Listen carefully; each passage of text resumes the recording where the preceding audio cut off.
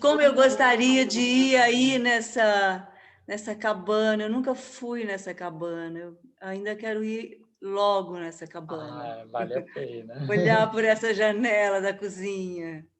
É um lugar bem especial, viu, Beth? Porque não, além de ser a casa dele, inclusive é lindo isso. Acho que eu posso contar um pouco para vocês como Ai, curiosidade conta, por sobre favor. ele. Conta coisas que ninguém conta. Ninguém conta, né? Fica Eles livre. moram num lugar. Bom, posso contar um pouco. Eles moram num lugar bem distante de qualquer cidade. Então, isso já é bem bonito. Eles têm uma coragem, né? No sentido de que, assim, o Steve já tem mais de 80 anos. A Lisa teve recentemente uma questão de saúde até séria, né? De ficar internada no hospital e tal. Mas eles bancam esse modo de vida que é muito diferente da estrutura urbana onde o Steve se formou como artista, né? Que é a estrutura de Nova York, que é uma cidade grande, com muitos recursos e tudo mais. Eles moram num lugar bem afastado, já quase no Canadá, no norte do estado de Vermont. A Lisa mora numa cabaninha também, num chalezinho de madeira, que eu acho que eu não entrei ou eu entrei lá, nem lembro. Eu entrei sim, é lindo o lugar. E ela falou que ela que fez, que ela que projetou, ela cortou as madeiras. Então também eles têm nos últimos anos da vida deles isso já há um bom tempo, já desde os anos 90, 2000, eles têm também complementado, né, todo esse trabalho com a dança, tá junto com um trabalho com essas questões que o Steve fala, e daí não é uma entrevista comigo, ele fala numa outra entrevista, que ele começou a se dedicar às questões pragmáticas mesmo, assim, da agricultura, da marcenaria. Então isso fez parte também da vida dele de um certo período até hoje. Então eles que constroem, tem toda essa coisa, enfim, essa relação direta, né, com o Sim. trabalho. Tá bom, O você me Steve avisa, tá? cozinha super bem. Tem algum áudio aberto. Não sei se é bom todo mundo fechar. O Steve cozinha super bem, é muito legal. Esse lugar que eles moram, só para terminar essa curiosidade, é um lugar que é um pouco comunitário. Então, eu fiquei, por exemplo, eu não dormi na casa dele, eu dormi na casa de uma outra artista que tinha sido dançarina da Trisha Brown, e depois ela foi para Cuba, se especializou nas danças cubanas, afro-cubanas. Ela era maravilhosa, chamava Penélope. Então, são pessoas já com uma certa idade, 70, 80. Então, eles estão nessa faixa etária que eram artistas e que se juntaram ali, assim, cada um mora meio longe um do outro, mas naquela mesma região. Então, isso é bem interessante de testemunhar. Mas voltando então ao que eu estava falando, né, sobre a trajetória dele, só para aproveitar que está gravando, então lembrar que eu comecei dizendo que o Steve é um artista múltiplo, né, que ele faz questão de enfatizar que ele não é um artista de uma única premissa e de um único tema. E daí eu estava falando sobre esse começo da formação dele, né, lá com o Cunningham e com o Judson Dance Theatre. Então esse grupo do Judson é um grupo que começou com uma oficina do Robert Dunn, que é esse músico que trabalhou com o John Cage, o John Cage era o companheiro do Merce Cunningham. O Robert Dunn, nessa oficina, ele tem uma entrevista bem legal na Contact Quarterly que vale a pena de ler, que chama Polaridades, que é uma entrevista com esse músico, Robert Dunn, e ele explica um pouco quais eram os temas que ele trouxe quando ele começou o Judson, quando foi a oficina que deu início ao Judson. Na verdade, ele não tinha o plano de dar início a um grupo, mas o grupo foi acontecendo a partir dessa oficina.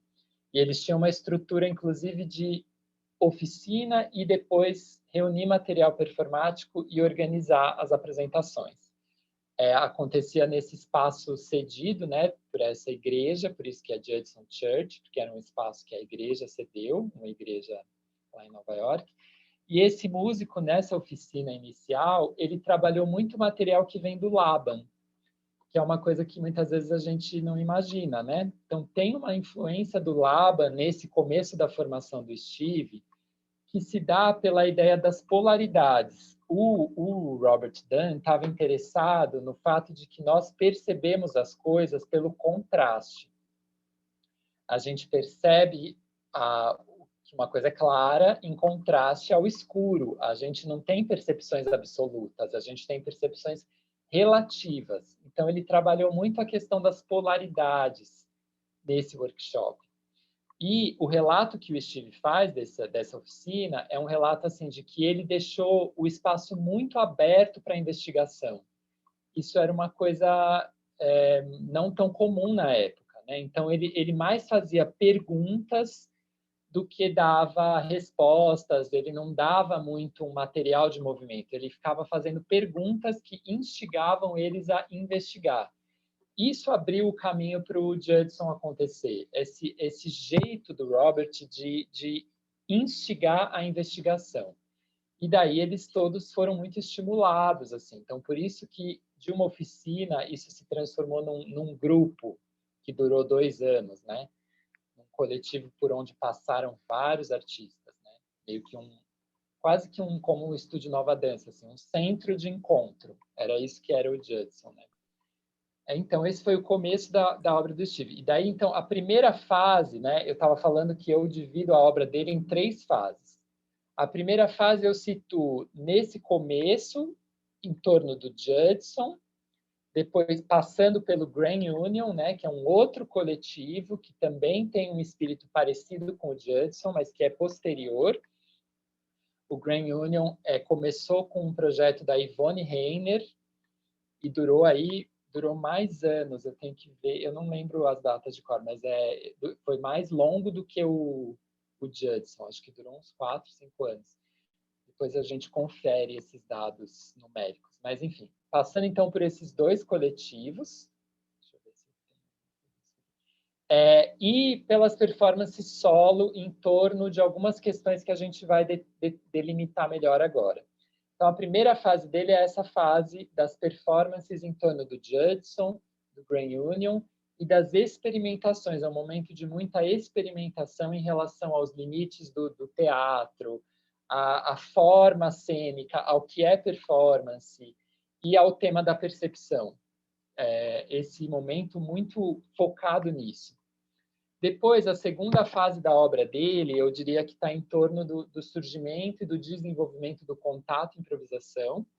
Então, isso vai de 1972 até mais ou menos o meio e final dos anos 80. Nessas 2 décadas ele estava muito focado nesse fenômeno que ele acabou encontrando, que é o contato e improvisação. Acho que foi o principal assunto que ocupou ele, né?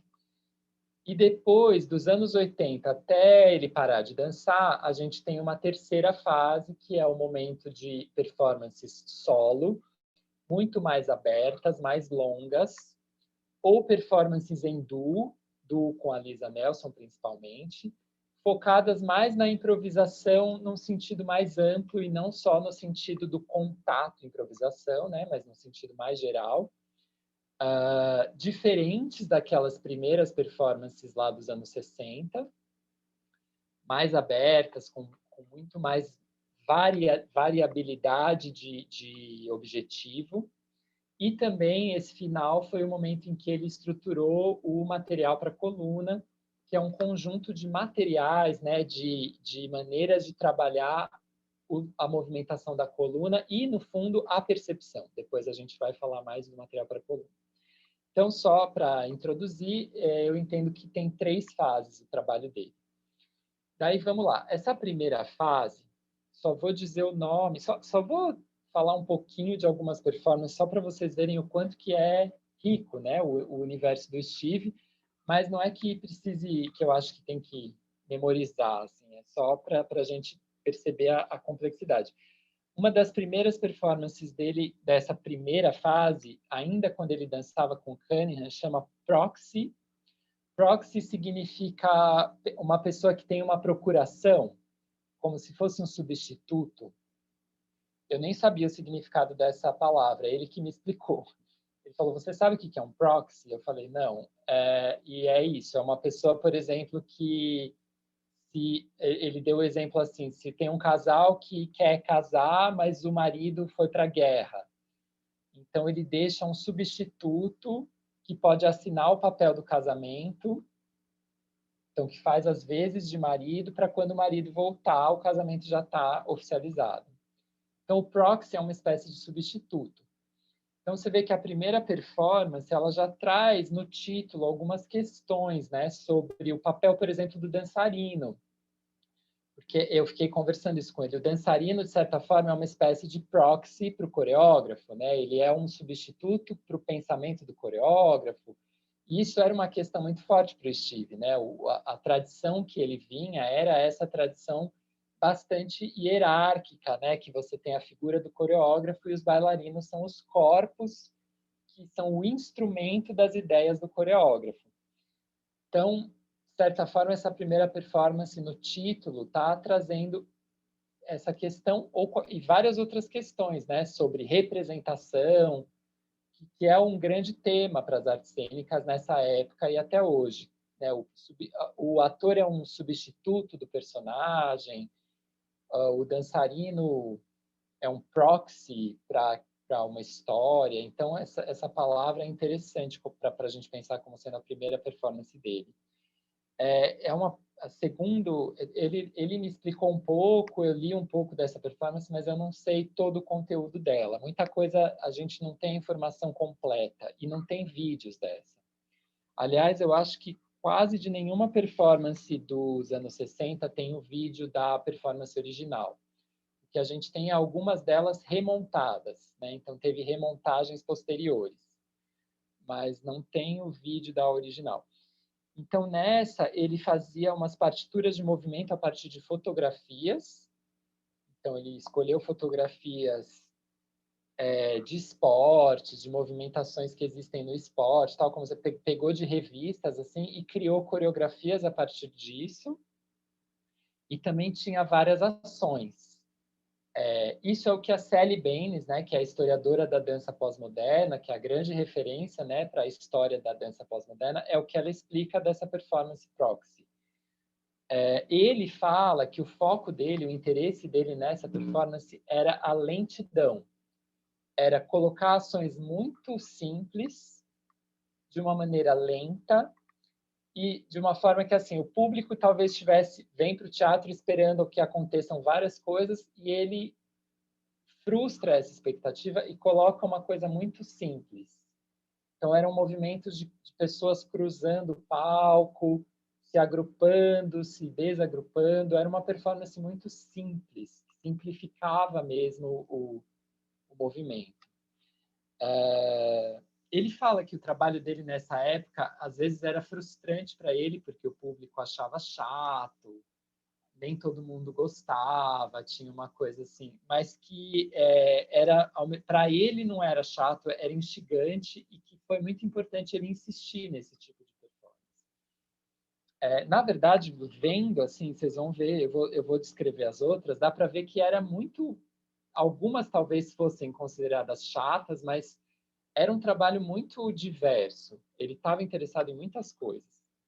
Bom, enfim, depois de Proxy tem uma outra que chama Transit, que ele fala que o título Transit, significa trânsito, era um título autorreferente. Então, ele começou a fazer títulos que o próprio título tinha a ver com o que você faz. É assim, por exemplo, o que explica o título Transit? É o fato de que você tem que transitar o olho para ler a palavra. Por isso chama Transit. Então, um título sobre o título mesmo. Tem uma outra performance que chama English, e daí ele fala que o título era English porque o nome está em inglês. Então, ele ficou um tempo fazendo títulos que o título faz referência ao próprio título, títulos autorreferentes. E não era referência à performance, era o título fazendo referência à própria palavra.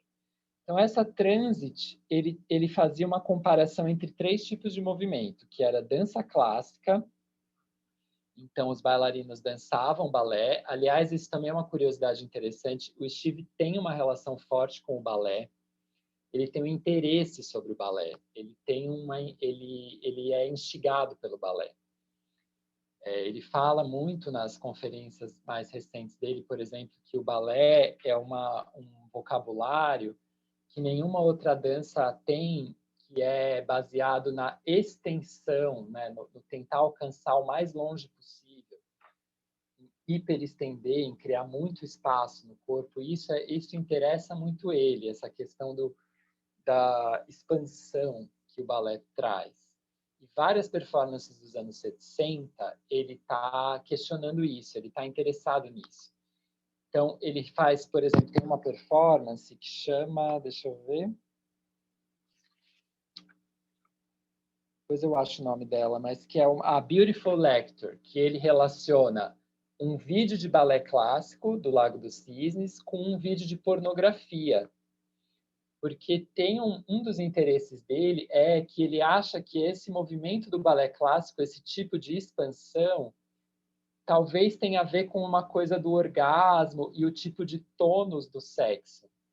Então, ele tem um interesse sobre o balé e ele tem um interesse em interrogar, em pensar o que as técnicas de dança geram no corpo.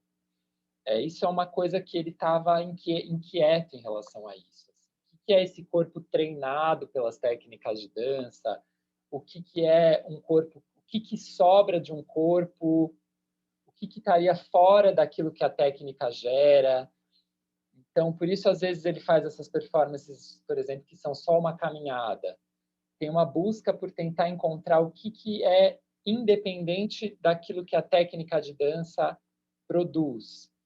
Ao mesmo tempo, ele também investiga o que a técnica de dança produz. O que é esse movimento, esse tipo de corpo especializado que as técnicas geram. Então, eram questões para ele nesse momento. Então, essa performance Transit, ele tem um momento da performance que os bailarinos dançam balé clássico, depois tem um momento em que os bailarinos fazem os movimentos como se eles estivessem só marcando a coreografia. Sabe quando quando você vai marcar antes de fazer? Então, eu vou para lá, eu vou para cá, eu subo, eu desço, eu vou girar, daí você faz só o esboço do movimento. Então, também é esse interesse dele, assim, né, o que dá subsídio à técnica. Então, qual a diferença de você performar um momento que você marca a coreografia? Eu acho muito interessante, dá para ver que ele estava assim com a mente a milhão, né, assim, em relação a todas as convenções da dança. Nunca ninguém, até então, até a geração dele, ninguém botava no palco, no dia da performance, uma pessoa marcando coreografia. Marcar a coreografia é o movimento anterior à performance. E ele põe na performance. Então, ele está questionando essas convenções, né, essas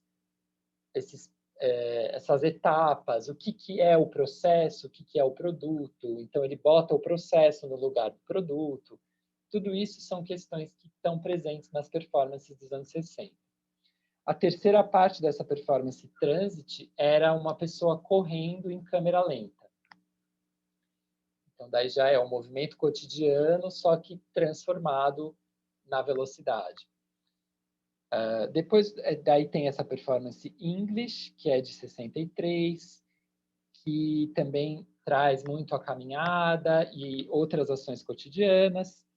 Depois, em 67, tem o Satisfying Lover. Essa é uma performance bem clássica, assim, muito conhecida. Tradução seria amante satisfatório, amante que satisfaz, alguma coisa assim. E essa performance foi muito remontada. Teve várias remontagens já, em exposições sobre o Steve. Ela é sempre muito citada. Então, ela é uma das performances centrais dessa fase dele. Por que ela é muito citada? Porque ela é ultra simples. Basicamente, são pessoas não profissionais, não dançarinos, que o Steve botava um anúncio quando ele ia apresentar, e chamava pessoas comuns, né, para virem dava um pequeno treinamento e a ideia é que as pessoas iam passar de um lado do palco até o outro andando. Tinha 2 cadeiras, então algumas pessoas só andavam de um lado ao outro, algumas pessoas andavam, sentavam na cadeira, paravam um pouco, levantavam, enfim. Outras andavam, não sentavam na cadeira, pausavam e andavam. Era basicamente, então, andar e pausar. Só isso. A primeira vez que eu li sobre essa performance, eu fiquei bem assim, tipo, nossa, que coisa, por que essa é tão valorizada? Mas realmente, assim, às vezes que eu assisti a remontagem, é emocionante mesmo. É muito louco, porque são só pessoas andando, mas é muito emocionante, porque ele justamente, e esse é um dos pontos do trabalho inicial dele, é mostrar o quanto que o enquadramento da performance produz um regime de percepção. O fato de você dizer que algo é performance, que algo é cena, gera uma percepção muito poderosa, porque faz com que o nosso olhar queira dar atenção para aquilo. Então, você passa a olhar algo que talvez estivesse o tempo todo do seu lado, mas você não olha do mesmo jeito. Colocar isso em cena é totalmente diferente. Então, para mim, uma das coisas emocionantes nessa performance é que, no fundo, o Steve mostra para a gente o poder desse dispositivo chamado teatro, cena. Aparentemente, muitos críticos diriam isso é uma antidança. É um artista que está indo contra a dança, porque ninguém está dançando, eles só estão andando. Mas eu acho que também é um manifesto de paixão pela dança, porque ele está mostrando a força desse dispositivo cênico, desse momento em que o público senta e olha, dessa ideia do olhar que o teatro, né, e a dança, que a cena traz. Então, isso eu acho muito forte. Assim. E daí, também é muito bonito, porque como a coisa é muito simples, né, a partitura é muito simples, você vê com muito mais força as variações entre as pessoas e a riqueza de possibilidades da caminhada. Então, alguém quer falar? Os jeitos de andar, enfim, o jeito de colocar o peso. Então, é super bonita essa performance. E é engraçado, porque eu mesmo, a primeira vez que eu li... Você quer falar, Beth? Não, fui eu dando um oi, Pedro. Estava dando um adeuzinho. Eu dei um tchau, não queria interromper e acabei interrompendo. Desculpa, querido. Imagina, bem-vindo. Bem-vindo. Tá ótimo. Então, enfim, essa performance eu mesmo não dei tanto valor, mas ela é muito bonita mesmo. E ela criou uma piada, o Steve fala que ele inventou a caminhada para a dança. Ele fala como uma piada, ele fala que ele inventou a caminhada e que a Yvonne Rainer inventou a corrida. Porque a Yvonne Rainer tem uma performance parecida, só que as pessoas estão correndo no palco.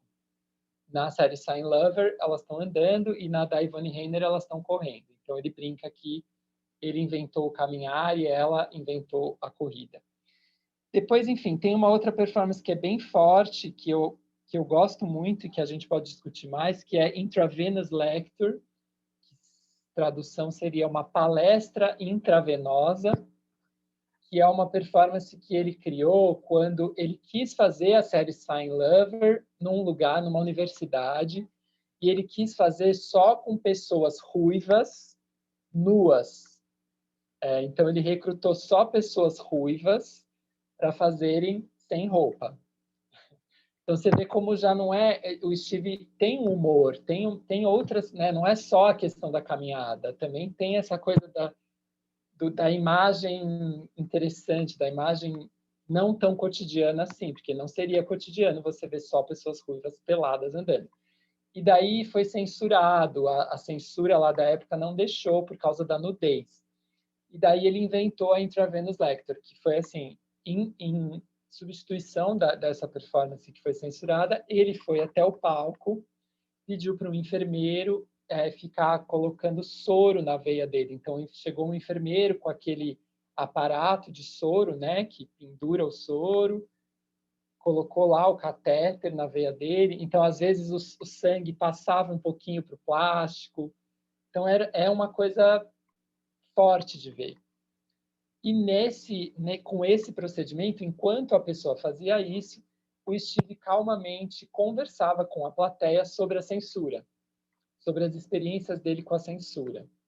Então, é super bonita essa palestra, porque ele coloca uma situação que a gente não costuma ver, que não é censurada, que faz esse questionamento sobre o que é visível e o que é invisível, né? Porque a gente não vê o dentro do corpo. Mas ali a gente quase que vê, e daí já tem esse tema da presença e ausência, que é o que eu discuto na obra dele, né?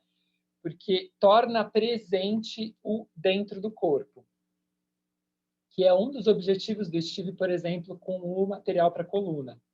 Então, tem essa questão de tornar possível ver ou ter consciência do que a gente não costuma ter consciência.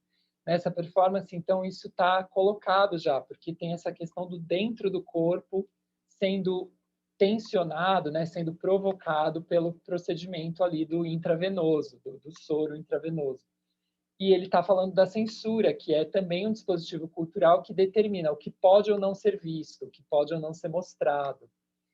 Então, enfim, dá para ver aí a engenhosidade, né, da construção do Steve, isso em todas as performances. Tem uma outra que chama Smiling, que são duas pessoas só sorrindo o tempo inteiro para a plateia por 5 minutos. Então, também tem essa discussão sobre a cena, né? O que é representação, o que é a artificialidade da cena, em que momento, porque daí a plateia ri também, mas na verdade era uma partitura, as pessoas estão rindo porque elas combinaram de rir, de sorrir. E daí chega uma hora que a plateia começa a ficar incômoda, não sabe o que está acontecendo, então, enfim. Vocês veem que são todas palestras que vão nos limites mesmo do dispositivo da cena. Ora, para mostrar o quanto esse dispositivo tem convenções, né, as convenções de tempo, então os movimentos mais lentos, as convenções do que é cena e do que não é, então colocar coisas cotidianas ali dentro, enfim, que eram questões para o Steve e também para a geração dele. Os outros dançarinos pós-modernos também estavam questionando essas coisas todas. Também tem um monte de outras performances em que ele trazia animais, tem performances que ele faz com galinha, com cachorro, com coelho. Então também tem não era só ele que fazia isso, outros artistas da época também tem uma coisa que é justamente assim de também brincar com essa tensão entre o corpo treinado, o corpo especialista e o corpo não especialista, né? Ali no caso é um cachorro, é um ser que nem para ele essa questão se isso é performance ou não está colocada, se isso é cena ou não. Então isso já rompe todas os protocolos da cena, porque está lá um cachorro, ele pode fazer cocô no palco, ele pode fugir, ele pode dormir. Então, também era uma coisa que era explorada por ele e por outros da época. E tem várias que ele também criava uns cenários assim com plástico. Então tem algumas que ele fez túneis gigantes de plástico, uma coisa meio Lygia Clark, assim. Brincava também com a materialidade do plástico, principalmente. Então não só para mostrar que esse começo do trabalho dele é bem variado, é bem complexo. E, bom, tentando, né, resumir, o que será que ele estava mais interessado? Apesar de a gente não poder rotular ele, né, já que eu falei no começo que ele não quer isso, o que será que ele estaria mais interessado? Nas conversas e nas palestras dele, eu entendo que o foco principal, já nesse começo, era a percepção. Era como que nós construímos a nossa percepção e aquilo que nós vemos ou deixamos de ver. ou melhor, aquilo que nós percebemos ou deixamos de perceber, porque não é só a visão que está em jogo, né? Então, por exemplo, uma das coisas que inquietava muito o Steve é o fato de que nós temos vários sentidos, não só 5. Ele até fala que nos anos 70 já se sabia que eram 20 sentidos, porque tem muito mais do que visão, audição, olfato, paladar, né? Dá para você subdividir, por exemplo, o que é chamado de tato, são vários sentidos. Tem o sentido do peso, tem o sentido de pressão, tem o sentido da temperatura, enfim. Então, um dos interesses dele era como que é possível a gente construir uma realidade sendo que os nossos sentidos são tão diversos e o tempo todo eles trabalham em lógicas diferentes. Por exemplo, a visão é baseada na luz, mas a luz ela viaja muito mais rápido do que o som. Então, quando a gente está perto de um objeto que emite luz e som, a gente não percebe que a luz e o som viajam em velocidades diferentes. Mas a gente sabe que quando passa um raio no céu, o barulho dele vai vir depois. É o barulho do mesmo raio.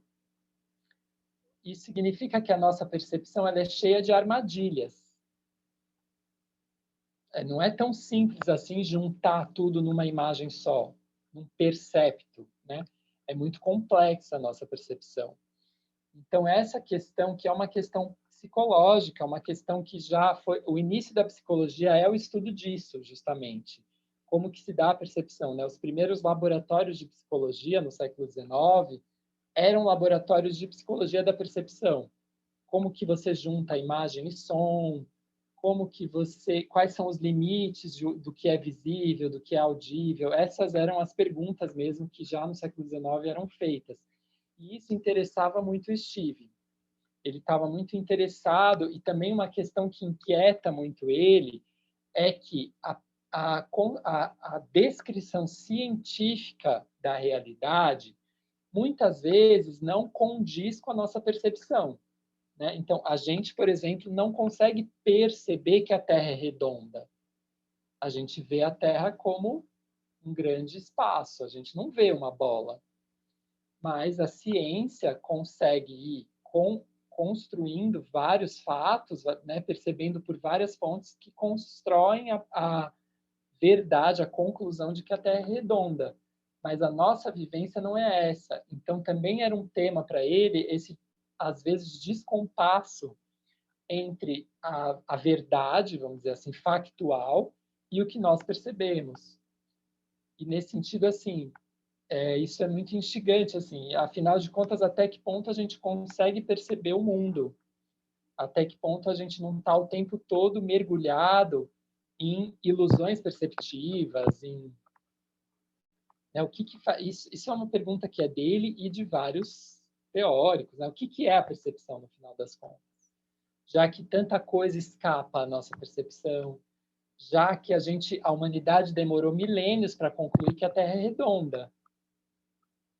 A Terra sempre foi redonda, mas a gente precisou de muito tempo para conseguir entender que o nosso jeito de ver e de vivenciar não é o jeito que dá conta da realidade toda. Então, quantas outras mil coisas talvez existam, mas a gente não percebe? Enfim. Então, essas eram questões para ele. E daí, ele fala que ele escolheu esses movimentos muito básicos, né, como foco, a caminhada. Tem uma outra peça dele que chama Flat. Eu não anotei o ano, mas eu acho que é 67. Não, 67 ou série 100. Flat é um pouco antes. 64. 64. Flat significa chato, plano. Nessa performance, o bailarino, no caso ele mesmo, mas depois nas remontagens era outra pessoa, ele basicamente se desveste, ele tira e coloca a roupa com muita lentidão. Então ele amarra o sapato, desamarra o sapato, põe o terno, tira o terno, anda às vezes para diferentes lugares da sala, até que no final chega uma hora que ele tira o terno, tira a camisa e tem uns ganchos no corpo dele e ele pendura o terno no corpo. e assim termina. A intenção dele, inclusive, era que isso fosse engraçado, tivesse um lugar de sátira esse final. Mas nem sempre o público ri, não é óbvio, não é um humor muito óbvio, assim. Para mim, eram outras... Eu fiquei mais instigado, assim, né? Quando o momento em que o corpo é um corpo humano e, de repente, parece que ele vira um suporte para alguma coisa, né? Porque ele vira uma espécie de parede onde a roupa está pendurada. Então, eu fiquei mais com questões do que achando engraçado. Mas, enfim, essa é uma das obras, então, em que ele está interessado em movimentos muito básicos, vestir e desvestir, nesse caso. Na série Sign Lover é a caminhada. Ele fala que o interesse dele nessas coisas básicas tem a ver com a invisibilidade delas. É isso que a gente falou no nosso encontro passado, né? Então, a questão de que são coisas tão presentes que elas se tornam ausentes. É um paradoxo, né? Elas são tão presentes que a gente não vê, porque elas são banais. Então, aí tem já um primeiro paradoxo de presença e ausência que me interessava investigar, né, e discutir, e que o Steve aponta com a obra dele inicial. A invisibilidade daquilo que é óbvio. O invisível não é só o vírus da Covid, o invisível não é só o Japão, que está lá longe, a gente não consegue ver. O invisível é também o pé da cadeira onde você está sentado. O invisível é também o fato de que o nariz é assim e os olhos são assim. E são koandos em budismo. O nariz está na vertical e os olhos na horizontal. Tem uma história no Zen budismo que o mestre pergunta para o discípulo: depois de 20 anos de meditação, o que você descobriu? E o discípulo fala: descobri que o nariz está na vertical e os olhos na horizontal. É um pouco isso, né? O que é óbvio e banal é uma descoberta, porque a gente já não olha mais para aquilo. A gente já não... Aquilo não existe mais. Então, isso também é o tema inicial do Steve. Que, como eu falei no encontro passado, a gente perceber que, para transformar a realidade, a gente precisa primeiro enxergar a realidade. E a gente precisa primeiro interrogar o óbvio, o que é considerado óbvio e banal, que é isso que ele fez. Então, sei lá, você é um professor de balé, você já considera óbvio que os seus alunos são bípedes e que eles vêm caminhando até a sala. Então, a caminhada já é tida como o óbvio, ela já está dada, ela é um dado, é um pressuposto. O Steve queria questionar os pressupostos. Ele, inclusive, fala, eu não lembro em qual entrevista e tal, mas como eu vi muitas coisas, ele fala da história, ele diz que corria uma lenda, né, na universidade, na escola onde ele estudou, corria uma lenda sobre um aluno que não conseguia passar nas provas porque ele era muito inteligente. O aluno, ele gostava tanto de matemática que quando um professor fazia uma pergunta na prova, ele tentava demonstrar toda a história da matemática até chegar naquela pergunta. Então, ao invés dele simplesmente responder a pergunta, ele voltava lá atrás e ficava partindo de todas as premissas, provando até chegar na pergunta. Ele não queria tomar nada como já construído, ele queria começar do zero, esse aluno. E o Steve conta essa história porque ele se vê nessa pessoa. Assim. Então, ele, como dançarino, ele estava interessado em voltar ao zero, voltar ao que seria anterior às técnicas. Beleza, eu estudei balé, eu estudei Cunningham, eu estudei Limon, eu treinei, mas o que tem antes disso? Como é que é a relação cabeça-pelve? Como é que o pé coloca o peso no chão? Então, ele estava nessa busca do básico, voltar ao básico. Esse é um interesse inicial. E que daí leva ele, por exemplo, a esse assunto da pequena dança, que é um outro paradoxo entre presença e ausência, porque na pequena dança, vocês devem saber, é aquele exercício em que você fica em pé, relaxado, até o limite de cair. relaxa o máximo possível, mas ainda se mantendo em pé. Então, nesse exercício, né, você descobre que o seu corpo sozinho está sempre se ajustando para ficar na vertical. Existe um movimento de base que não é um movimento voluntário, é um movimento reflexo, autônomo.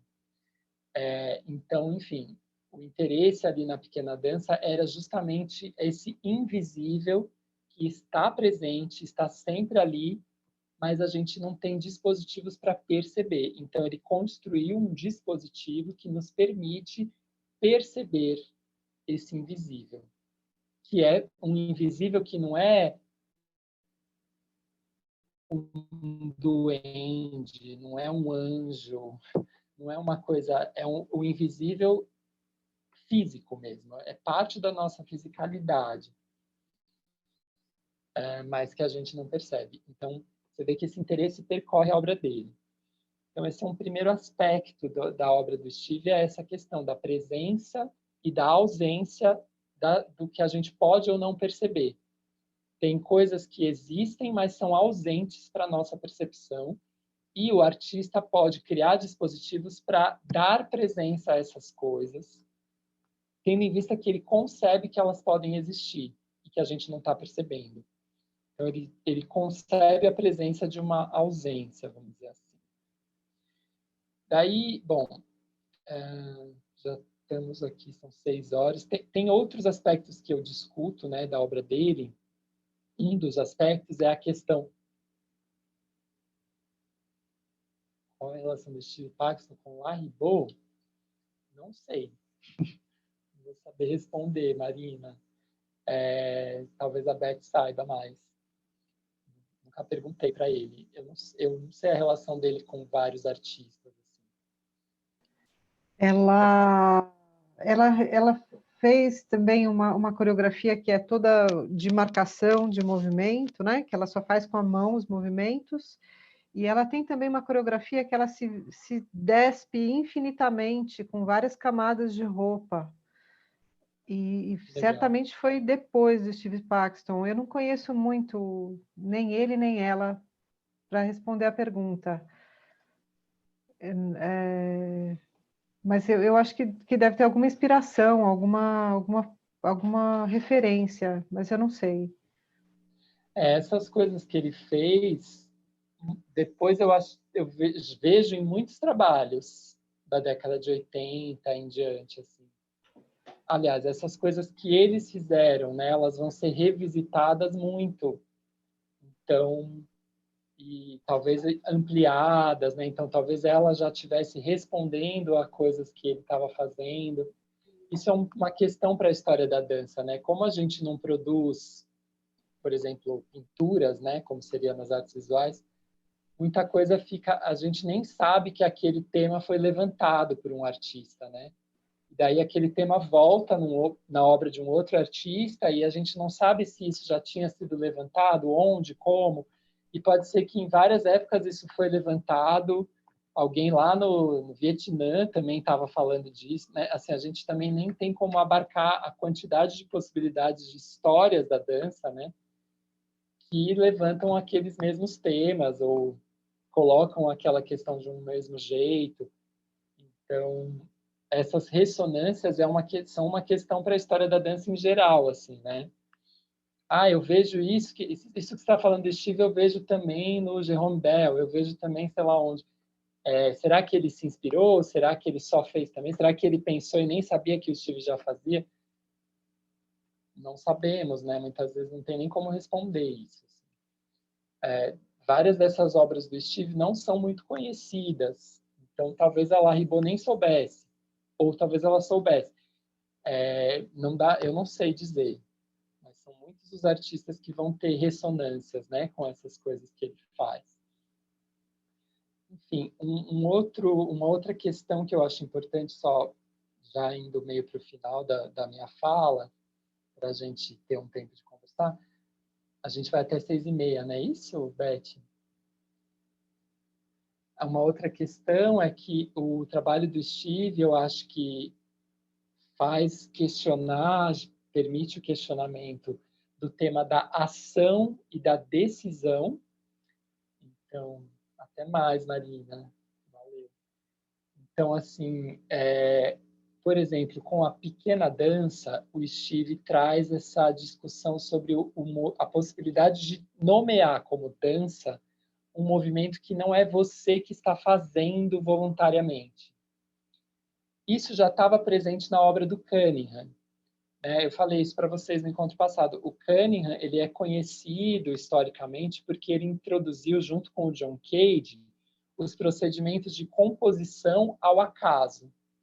Composição por sorteio, né? Eles sorteavam os movimentos e o sorteio é que decidia quais eram os movimentos da coreografia. Eles estavam influenciados pelo I Ching, por esse oráculo chinês, e eles sorteavam os movimentos. Então, ao fazer isso, eles já estavam pondo em questionamento, né, investigando esse limite da autoria. Quem é o autor? A gente sabe que na história da arte, a figura do autor é uma figura muito importante para definir o que é arte do Ocidente, né? Um dos marcadores de diferenciação entre arte e artesanato era esse lá no Renascimento, né? O artista, ele assina a obra. O artista é um indivíduo, ele tem uma individualidade criadora. Então, essa ideia do indivíduo que cria, que decide, que é soberano, essa ideia foi muito forte no Renascimento, essa ideia forma muito do que nós somos, né? A força do indivíduo, eu decidi, eu sou genial, eu sou foda, eu decido. E ela foi muito forte para estruturar a noção de arte na nossa cultura. Então, a arte é diferente do artesanato, por exemplo, porque tem o artista, né? Ou a pessoa que assina aquilo. E quando o Cunningham começa a fazer esses procedimentos do acaso, tudo bem, ainda o artista é ele, porque foi ele que jogou lá o sorteio. Porém, já tem já começa a tensionar essa figura do artista, porque não é ele que decide sozinho, também é o acaso que decide. E em relação ao Steve, isso se aprofunda, porque por duas razões. Primeiro, porque na pequena dança, ele vai nomear como dança um movimento que não é você que faz, não é ele que faz, não é o corpo, vamos dizer assim. É a interação entre esqueleto e gravidade que está fazendo esse movimento. Então, é quase como um fenômeno da natureza, é quase como as nuvens passando no céu. É um fenômeno e você testemunha, você não faz, você testemunha. Então, ele introduz a valorização de um estado de consciência que não é a consciência que toma decisões, mas é a consciência que é testemunha. Isso é muito importante para o surgimento do contato improvisação e para o trabalho dele com a improvisação. Porque a improvisação tem a ver com isso, com a possibilidade de você, às vezes, não fazer, mas poder testemunhar e ampliar a sua sensibilidade ao que já está acontecendo. O contato improvisação é um dispositivo genial, fantástico para isso, porque ele coloca como proposta que nenhum dos dois decide o movimento. São duas pessoas dançando e as duas estão o tempo todo escutando e descobrindo o que está acontecendo. E nisso de as duas tentarem descobrir, algo acontece. Algo é ativado e posto em ação. Eu acho isso de uma beleza assim extraordinária, né? Porque daí, bom, não é mais o coreógrafo, não é mais a decisão, não é mais o indivíduo soberano que controla a natureza, que derruba a floresta, né? Não é mais esse lugar. Assim. É um lugar de realmente assumir outro papel, de testemunha, de respeitar o acontecimento.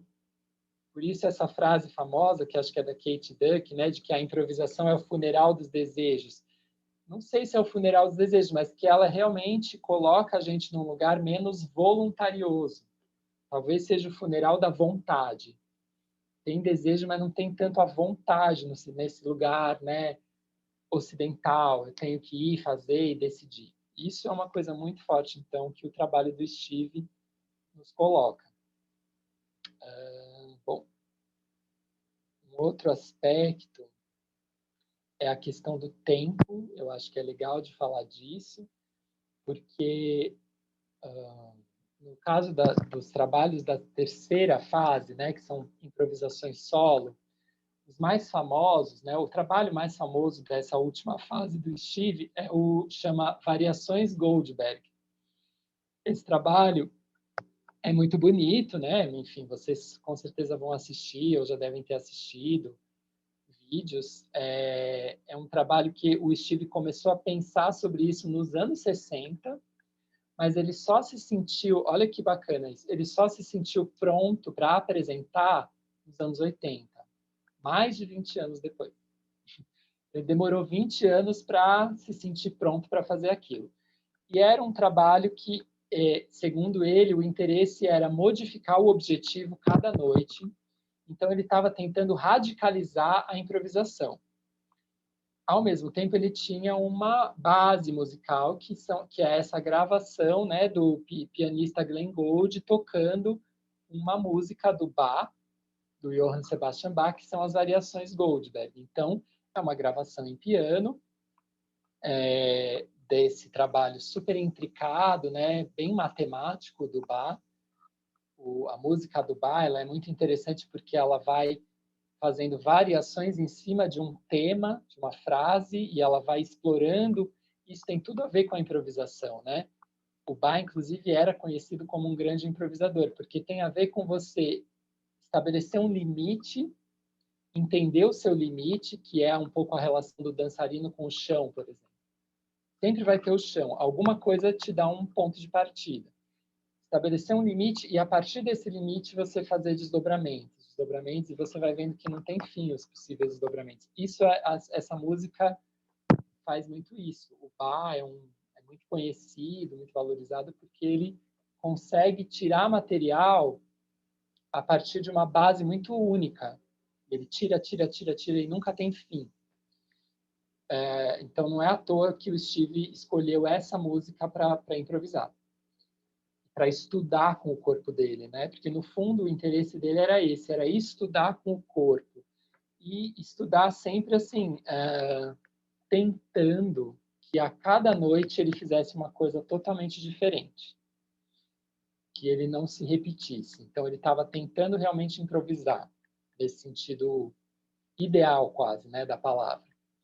Só que o que ele vai descobrindo, e isso que é o bonito, eu acho, é que na tentativa de sempre transformar, alguns invariantes se impunham, né? A história do corpo dele se impunha. E a história do corpo humano se impunha. Então, por exemplo, de tanto fazer as variações, vai ficando muito clara a estrutura espiralada do movimento. E isso está muito presente nas apresentações das variações, assim. Em muitos momentos, o Steve explorando as espirais.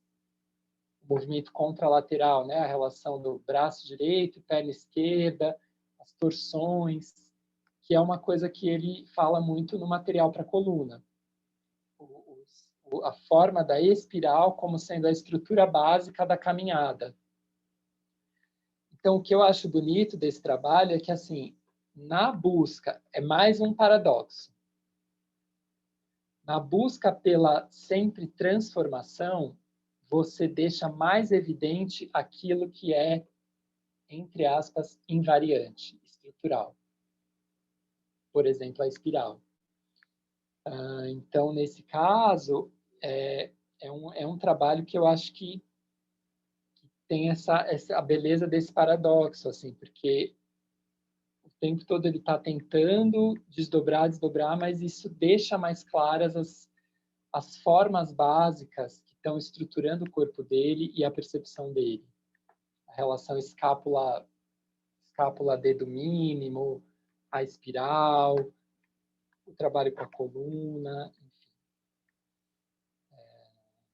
Esse, então, é um ponto que eu acho também bonito que o trabalho dele traz, esse paradoxo entre a variação e o invariável. Na tese, né, se vocês forem ler o meu texto, eu falo bastante disso, daí eu falo um pouco da Laurence Loop, que fala disso também. É bem bonito o jeito como ela discute essa questão, porque ela também está falando que a dança contemporânea é isso.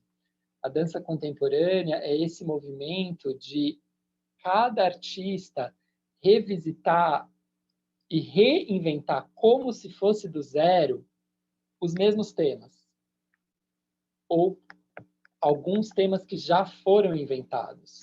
A dança contemporânea não é necessariamente uma invenção do novo pelo novo, mas é essa ideia de que o artista singularmente ele se reapropria e dá um novo caminho, um caminho próprio para algo que já existe, que é um tema corporal que atravessa o ser humano. Então, essa é um pouco a tese da Laurence Loop. E o Steve, nas variações de Goldberg, ele faz muito isso. Bom, para terminar, só retomar, né, o que eu falei já no encontro passado, que eu acho que o conceito de horizonte é um conceito fundamental para a obra do Steve, que tem a ver com essa nossa capacidade, com esse limite, com o fato de que a percepção das coisas é sempre a percepção de virtualidades. Quando eu olho para vocês, eu percebo o que vem no meu olho e eu percebo 1000 possibilidades que estão sugeridas por aquilo que eu vejo. Eu também vejo o que eu não vejo, vamos dizer assim. Eu tô olhando aqui para a Beth, em cima do sofá, e eu sei que ela tem pés que não estão na tela. Eu sei que depois desse encontro ela vai levantar e vai fazer alguma coisa. Então, eu não percebo fenômenos puros. Eu sempre percebo o fenômeno e tudo aquilo que o fenômeno sugere. Eu sempre percebo o fenômeno e todo um conjunto de coisas passadas que estão atravessando esse fenômeno e todo um conjunto de possibilidades futuras que esse fenômeno abre. Isso não é o Steve que inventou, isso quem fala é o Russell, com o conceito de horizonte. E o que eu acho que o Steve traz para esse conceito é que o horizonte ele não é só uma linha do passado e futuro, mas ele é uma esfera e dos nossos sentidos, aquele que é mais percebedor de virtualidades não é necessariamente a visão, mas é também o tato. A nossa pele, ela se estrutura como um grande percebedor de horizontes, de possibilidades virtuais. Então, não é só a visão que percebe assim por horizontes, mas também a pele e todo o sentido da gravidade, toda a própria percepção. Então, esse jeito de perceber as virtualidades, as potencialidades, de conceber o desconhecido, está presente na pele também. Descobrindo isso que o Steve pôde desenvolver o contato e improvisação. A pele, o sentido da gravidade, faz a gente perceber as 1000 possibilidades que estão sugeridas no movimento de uma pessoa. E faz a gente responder a isso com a própria pele, com o próprio movimento, sem ver. Eu nem vejo para onde ela está indo, mas eu sei que ela está indo para lá, ou que ela pode não ir para lá e pode vir para cá. E eu estou pronto para todas essas possibilidades. Então, o horizonte se dá na pele, não só na visão. Gente, acho que eu encerro aqui para a gente ter um tempinho de conversar. E eu falei já muito de novo, né?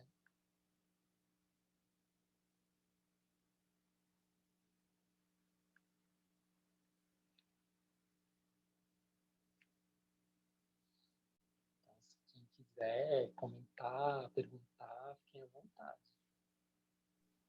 Oi, Pedro, tudo bem? Olá, tudo bom, Rodrigo? Oi, Rodrigo aqui, tudo jóia. Eu, quase sempre sou eu aqui do Núcleo Pausa que começo a fazer as perguntas, né? Tô bem, assim, tô interessado um pouco nesse fim que você trouxe, da relação de Steve Paxton com a música do Bach pelo Glenn Gould, né? E assim, ainda estou muito... Queria te escutar falar sobre isso mais um pouco, mas é porque eu ainda estou muito investigando um pouco. Ainda não cheguei à conclusão definitiva de nada, enfim. Mas por esse aspecto, assim, da relação com a cultura, né? Porque eu estava comentando hoje que o Bach é uma figura central na música ocidental, né? Assim, acho que não tem compositor mais influente do que ele, né? Assim, é uma relação, sabe? E muito vinculado, né, a uma música tradicional, né?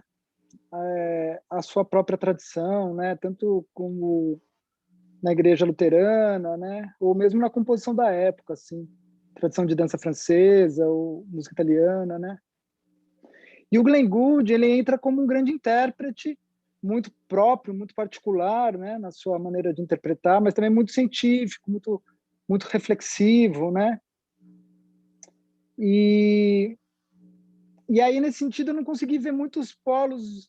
Agora você me deu algumas questões, né? Mas o meu primeiro olhar vê mais diferença entre o caminho, mais do Glenn Gould, né, que é quase da mesma idade que ele, os dois nasceram na década de 30, o Bach já, né, enfim. E aí, no primeiro momento, parecem artistas muito distintos, assim, sabe? E, no entanto, agora fico mais intrigado pensar que ele já está estimulado desde a primeira gravação das variações, né? Assim, ele já devia deve estar ouvindo aquilo lá desde quando o Glenn Gould lançou, né? Devia ser alguma coisa que já instigou o imaginário dele desde o início. Enfim. Muito. Ele fala da diferença entre uma gravação e outra. Então ele é muito atento a esse trabalho há muito tempo e aos detalhes desse trabalho. Eu acho que tem muitas camadas aí, né? Eu acho que tem uma coisa assim, tem uma questão cultural e de identidade cultural em jogo, porque o Glenn Gould é quase que o momento em que os Estados Unidos se colocam como centrais para a tradição ocidental. É um dos artistas, né? Martha Graham, Jackson Pollock, John Cage, são artistas que têm um sentido na história da arte, mas têm um sentido na história americana muito forte, né? Como artistas que vão dizer assim, são uma espécie de bandeira, olha, nós estamos nos colocando no centro da história da arte ocidental. Agora a gente está dizendo coisas que a Europa não disse ainda. E o Glenn Gould, eu acho que tem também esse sentido, né? Porque ele foi muito propagandeado nos Estados Unidos como uma espécie de maneira do norte-americano poder se apropriar da tradição europeia e dizer algo novo sobre essa tradição. No caso, como um intérprete, né? Mas como um intérprete que seria assim, um pouco como o que o Balanchine fez com o balé. O Balanchine nem é americano, ele é russo, mas o Glenn Gould é parecido com o que o Balanchine é para o balé, assim, que é um lugar de formalização, de matematização, de limpeza do que seria o peso do passado e renovação a partir do que seria essencial daquela forma. Um pouco do discurso sobre o Glenn Gould, eu acho que é meio esse. Então, tem um tanto que não é à toa ter escolhido o Glenn Gould. Eu acho que tem uma questão mesmo desse momento de formação de uma identidade artística norte-americana, assim, né? Então, deve ter sido, inclusive, um artista muito indicado para o Steve. Muito, escuta isso. Fora que tem uma questão que era o que interessava o Cunningham, da discussão da forma. Então, a música do Bach é uma música bem matemática mesmo. Ele está estudando mesmo a arquitetura. O Steve fala isso, né, naquela introdução que a Beth me passou o link, que ele explica as variações Goldberg. Ele fala de uma arquitetura do som. Essa música, ela é uma arquitetura musical. Então, realmente o Bach está sendo lido pelo Steve e talvez pelo Glenn Gould como um arquiteto, como um matemático, e nesse sentido como um matemático, alguém que está trabalhando com proporções, posições, linhas, e isso era o interesse desses artistas dessa geração. Eles estavam querendo que a arte estivesse falando de forma, eles estavam muito interessados em entender forma. Também os nossos construtivistas estavam nessa pesquisa, né, aqui no Brasil e tal. Então tem essa discussão dos anos 50 da forma. Qual é a forma? O que estrutura a nossa linguagem? Então eu entendo que o Bach não é uma escolha qualquer. Não daria para ser o Chopin, não daria para ser o Beethoven, porque daí já são outros interesses. Não é só a forma que está em jogo no Beethoven ou no Chopin, ou no Mozart, mesmo não sendo romântico. Tem outras coisas em jogo. O Bach, ele é lido, né, pelos artistas de agora como alguém que estaria limpo, despojado de várias das preocupações dos românticos, por exemplo, e que está mais pondo foco na construção formal e deixando essa construção muito evidente, porque ele é simples, na verdade. O Bach, ele começa numa frase e ele vai variando em cima da frase, que é um procedimento da música barroca, né? Variações em cima de um tema, isso não é só o Bach que faz, mas ele faz isso com muita maestria. E isso era o interesse dos americanos naquele momento, era a investigação formal, a investigação da arquitetura, da forma daquela linguagem, no caso musical, e para os dançarinos a arquitetura da dança, o que é Por isso também o Laban é do interesse, né? Porque também é alguém que está pensando isso, o que nos estrutura enquanto elementos formais. Qual é a nossa gramática? Então, a relação aí é um pouco, eu acho que passa por essas coisas. Só complementando, então, e a relação dele com outros trabalhos em música, você tem alguma coisa a dizer assim sobre Steve?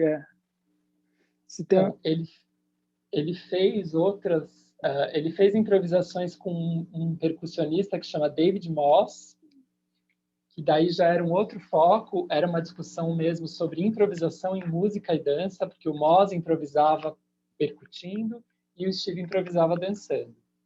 Então não era tanto essa coisa mais refinada sobre a forma, mas era sobre a improvisação. Né? Pesquisar como que eu respondo, como que um dialoga com o outro. Era muito como o contato e improvisação, só que em vez de serem dois corpos, é um corpo sonoro e um corpo dançante. Mas era um contato e improvisação, o músico, o percussionista e o dançarino. Então isso foi uma coisa que ele fez bastante. Eu sei que eu assisti lá o vídeo de uma performance lá em Nova York, eu assisti o vídeo de uma performance com a Meredith Monk, né, que é também uma artista que cruza música e dança, mas daí eles estavam os dois dançando. Eu tenho algumas anotações desse vídeo, mas depois eu não vi nenhum desdobramento disso, eu acho que foi uma performance única, assim. Fora o Bach e o Glenn Gould, que eu saiba, não tem nenhum, e o David Moss, não tem nenhum outro trabalho do Steve que dá foco a essa relação com a música. Existe a música em alguns trabalhos, mas não tem mais outros trabalhos que dão tanta ênfase. É mais mesmo essa improvisação com o Moss e os trabalhos do Bach e do Gould. Tá. Bom, obrigado. Várias questões já para a gente ir pensando. Enfim, vou deixar para outras pessoas também, se quiserem puxar alguma conversa. Oi, Pedro. Meu nome é Maíra. Muitíssimo obrigada pela quarta passada e por essa. Está sendo um prazer te escutar. E fiquei assim, instigadíssima com essa apresentação da diluição do sujeito, né? Que eu sei, algo como essa separação entre o sistema psíquico, volitivo e sistema biológico, né? O corpo e gravidade. E queria te ouvir um pouco mais. Como é que você acha que isso entra para ele? No que você falou no início sobre essa relação entre o coreógrafo e o bailarino, ele passa nas performances todas, ele é o coreógrafo, ele é bailarino, né? Ele de certa forma concentra, assim, você conseguiu ter alguma pista de como é que ele pensa essa relação, já que parece que ele não vive, né? Ele passou a não viver esta relação de coreografar ou de ser intérprete de outro, né? Ele fundiu, né? Ao mesmo tempo que separou o que é o sistema psíquico do que é o sistema biológico para poder fazer essa diluição, assim. Você tem mais outras pistas sobre como é que ele pensa essa interação? Ele fala bastante disso. Tem um dos lugares que ele fala disso, tem vários, mas um é uma palestra que ele deu quando o Contato e Improvisação fez 25 anos. Dá para procurar essa palestra, ele fala disso. eu acho que o pensamento dele sobre esse assunto variou ao longo da história dele, tá? Não é um pensamento que ficou igual. Eu acho que na maior parte da história dele, ele é muito claro em ser muito crítico dessa relação, em querer romper com essa lógica. Então, ele fala nessa palestra que ele queria acabar com a figura do diretor e do coreógrafo, por extensão. Né? Então, ele, de fato, é de uma geração, né? O Judson já era isso, e o Grand Union, mais ainda, que é uma geração que experimenta possibilidades. Ele também questiona essa questão do não hierárquico. Né? Não é que não tem hierarquia, mas não é mais a hierarquia de ter alguém que pensa o movimento e alguém que executa. Eles têm consciência de que existem outras hierarquias. Ele mesmo fala também nessa palestra, olha, lá no Judson tinha várias hierarquias, tinha gente que argumentava mais, tinha gente que estava mais dentro dos circuitos do dinheiro, tudo isso é hierarquia, tudo isso estabelece diferenças entre nós. Mas eles não queriam mais a hierarquia do coreógrafo e do bailarino. Então, eu penso o movimento, você executa. Eu coreografo e você faz e repete. Inclusive porque ele viveu muito tempo isso e ele saiu disso. Ele realmente recusou isso. Né? Ele viveu isso com o Cunningham. Por um tempo ele curtiu, depois ele parou de gostar. Ele fala que ele saiu do Cunningham também porque a companhia começou a ter um caminho que ele já não concordava. Então, ele saiu mesmo por decisão dele.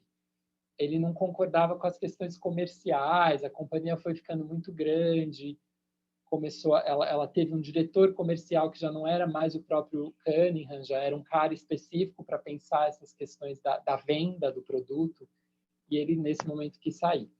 Então, você vê que é uma geração, não somente ele, mas ele, com certeza, que estava questionando também o mercado da dança.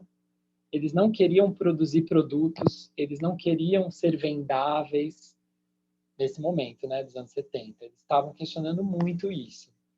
E a figura também de ser instrumento de alguém, isso era um ponto que eles discordavam. Assim. E ele fala muito disso. Depois ele vai matizando. Nas palestras mais recentes, ele já coloca de um jeito meio diferente. Ele já meio que, tanto faz, tanto se você... Eu perguntei bastante sobre isso na entrevista que eu fiz com ele. E você vê que o tom dele, que é uma entrevista de 2017, o tom já é outro. Já é um tom muito mais conciliador, ou muito mais assim, em todo lugar, mesmo quando eu mesmo me coreografo, existe essa relação. Eu sou o meu coreógrafo, então essas divisões também vão estar presentes. Então, ele fala muito da questão, assim, não tanto como uma questão de poder, né, como era o que eles estavam preocupados nesse momento dos anos 70, mas essa divisão de coreógrafo e bailarino como uma divisão de responsabilidade. Então, o coreógrafo é mais responsável pela mensagem que ele vai tentar veicular com o trabalho ou pelo conceito do trabalho. Então, ele vai acrescentando outras maneiras também de falar disso ao longo do tempo. Mas você vê que em nenhum momento ele assume a figura de coreógrafo de companhia, como, por exemplo, a Trisha Brown, que é companheira de geração, tem uma trajetória parecida e ela logo tem a companhia dela. E ele não vê problema nisso. Em nenhum momento ele fala, a Trisha Brown deixou de ser pós-moderna, virou outra... Não, ele gosta, eles adoram a Trisha Brown. Mas ele próprio nunca fez isso. Então você vê que o tempo todo ele manteve essa recusa de ocupar esse lugar. E é uma recusa consciente, é uma recusa pensada, não é fortuita.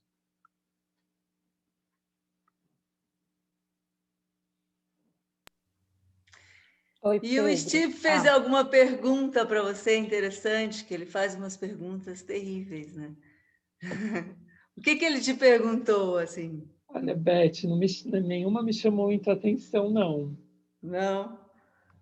Ele estava bem aberto, assim, na conversa. Só teve um momento que eu estava perguntando uma coisa e ele ficou... Eu estava mais questionando o trabalho dele e ele perguntava de volta, mas mais em defesa do trabalho dele do que me perguntando, assim. Mas ele não me perguntou nada. Tipo, o que vocês estão fazendo no Brasil? Sei lá, coisas desse tipo, assim. Ele não perguntou, não. Para mim, não. Eu queria fazer uma pergunta, se ainda der tempo. Na verdade, eu vou fazer duas e vou deixar você livre para escolher. No fim da sua fala da semana passada, você falou um pouco do horizonte esférico no Paxton. E hoje você falou do horizonte pele. Fiquei com vontade de saber por onde vai isso. E a outra pergunta a gente está trabalhando especificamente com um texto, um livro do Steve, né, que é o Gravity. E eu queria saber se você conhece e como esse livro te toca, assim, por onde passa. Bom, o horizonte esférico, eu acho que assim é só mudar um pouco a imagem. O que eu quis é mudar a imagem quando eu falo de horizonte esférico, porque a imagem da palavra horizonte sugere uma linha entre o conhecido e o não conhecido, mas concebido e vislumbrado. Então, existiria uma linha, que é a linha do horizonte. Se a gente pensar um horizonte esférico, significa que essas interações entre o conhecido, o que eu percebo, o real, entre aspas, e o virtual, as potencialidades, essas interações se dão em infinitas direções. Tem infinitos virtuais e percebidos possíveis em cada segundo. Então, é mais complexo um pouco. É só para complexificar um pouco mais a imagem, um pouco trazendo assim, o Russell era um filósofo, ele pensava escrevendo, né, e falando. E o Paxton é um dançarino, ele pensa dançando, e o Paxton introduz esse espaço esférico na visão. Então, não é o tempo todo esférico, é o tempo todo tudo podendo vir em todas as direções. Então, isso já, eu acho que exige que se a gente vai se apropriar de um conceito filosófico como o do Russell, no mínimo a gente tem que lembrar que no caso de um dançarino não é um horizonte linear, porque já são infinitas direções. Então, era mais esse esforço de só situar esse conceito dentro do que é a experiência da dança mesmo. Né? E sobre o Gravity, eu conheço, eu li, comprei lá, estive lá não sei se era o lançamento, lá na Bélgica, no momento que o Steve foi convidado e tal. Por sorte, por coincidência, eu estava fazendo meu estágio de doutorado e tive a chance de estar lá na Bélgica. Eu gosto bastante desse livro, mas para mim, como eu já estava muito envolvido com muitos escritos dele, eu acho que para quem é muito legal como um condensado, porque o livro ele não é um livro que o Steve escreveu hoje, é um livro que publica, né, reúne publicações já existentes, é uma coletânea. Isso é super valioso, tem uma curadoria, né? Tem alguém que pensou o que está presente ali, então enfatizou, né, alguns aspectos dessa questão da vida intrauterina, do movimento dos animais, coisas que são interesses do Steve, que ajudam a gente a pensar a nossa relação com a gravidade. Ao dar esse título, eu acho que ajuda muito a entender que uma das contribuições do Steve é essa investigação sobre o sentido da gravidade, que é mais um dos banais invisíveis, né? A gravidade está o tempo todo ali, ela está tão presente que a gente não para pensar nela. Vale lembrar, eu acho que é legal de falar para vocês, gente, que tem um brasileiro que se chama Gaiarsa, José Ângelo Gaiarsa, que escreveu um livro nos anos 60 ou 70, antes do Steve falar da gravidade muito, que é sobre a relação do corpo com a gravidade e defendendo a tese de que todas as questões psíquicas que o Reich já trabalhava, com as couraças, não sei o que, tem a ver com a nossa relação com a gravidade. Eu nunca falei sobre isso com o Steve, porque eu descobri esse livro depois, mas é legal da gente, como brasileiro, saber essa informação. Porque, de novo, né, quem inventou o quê? Né? O Gaiarsa também estava falando disso, não no campo da dança, mas no campo das terapias corporais. Enfim, então, falar o nome gravidade é super importante. Então, eu acho que é um livro que tem muitos méritos, muita coisa que ajuda a olhar o essencial da obra do Steve, mas a minha relação pessoal com o livro não foi tão intensa, porque eu já estava muito imerso assim, em traduzir textos dele, em ver tudo que ele escreveu na Contact Quarterly. Um tempo eu passei na própria Contact Quarterly lendo todos os números, então eu estava muito imerso na bibliografia. Então, acho que a minha relação não é a mesma que a do leitor que está descobrindo os escritos dele. Né? E não sei como é a de vocês, que estão dançando esses escritos, que daí já é outra camada, né? Muito mais de vida, assim. Né?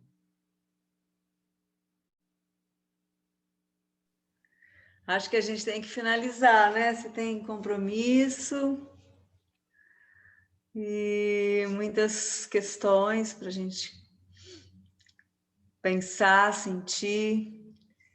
E te agradeço muito, muito, muito, muito. Delicioso. E a gente vai pensar numa maneira de dar continuidade, tá bom? A esses estudos. E agradeço a presença de todo mundo. Obrigado, gente. Obrigado, Obrigada. Roberto. Até, então. Até, querido. Até. Bom feriado para todos. Obrigada, Pedro. Foi ótimo. Uma delícia. Obrigado. Obrigado, Pedro. Beijo, querido. Beijo, É sempre bom ver gente apaixonada falando, né? Gente apaixonada falando da sua paixão é sempre bom, né? É sempre gostoso. Maravilhoso. Beijo, querido. Eu falo contigo, tá, Pedrinho? Vou falar contigo em particular. Beijo, amado. Beijo, gente. Beijo, hoje eu tô careca, gente, ó, caiu tudo. Eu tô vendo que você mudou tudo. Cabeludo, mas caiu tudo. Tá bonito. Você sempre fala isso também. Eu tava bonito semana passada. Tava bonito também, cabeludão, assim, com aquela cara meio marginal. Agora entrou em outro lugar. Tá bonito também. Lions Feelings. Várias belezas, né? Tchau, Pedro. Obrigado, hein? Muito legal. Beijo, people. Até breve. Valeu, tchau, gente. querido. Até. Beijo. E aí, Núcleo Pausa? Amanhã trabalhamos ou descansamos? Acho que é descansar, né? Todo mundo? É isso? Eu me programei para viajar, Beth, depois você falou de Tá bom. folga. Tá bom. Mas não sei, de repente você pode dar uma tarefa para a gente fazer remotamente. Eu acho que a gente tem tanta tarefa já, né? Tem tantas coisas para ler e ler o assistir. PROAC, né, Beth? E ler o PROAC. Fiquei achando que isso talvez seja uma coisa necessária a se fazer, né? Pensei em fazer isso nesse feriado, dar uma olhadinha no PROAC, no edital. Mas o edital ainda não está. E o que é aquilo que ele enviou? Quem enviou? O Zé Renato, que você mandou que o Zé enviou. Eu nem abri. Ainda não é o edital. Eu não sei se vai estar para amanhã, mas se tiver, eu vou colocar lá para a gente dar uma lida. Tá bom. Nós falamos sobre isso. Beleza. Aquilo é só falando do Aldir Blanc. E que vão ser, mas eu acho que tinha alguma coisinha que eles não lançaram ainda. Entendi. Eu vou dar uma olhada, vou resolver isso e a gente se fala. Tá bom. Tá bom? Foi ótimo, gente. Muito bom. Ótima a sua pergunta, Paula. Né? Muito bom. Então tá, nos falamos por aqui. Um beijo. Por aqui. Até já. Tchau. Obrigada, Isis. Valeu, Obrigada. Isis. Adorei.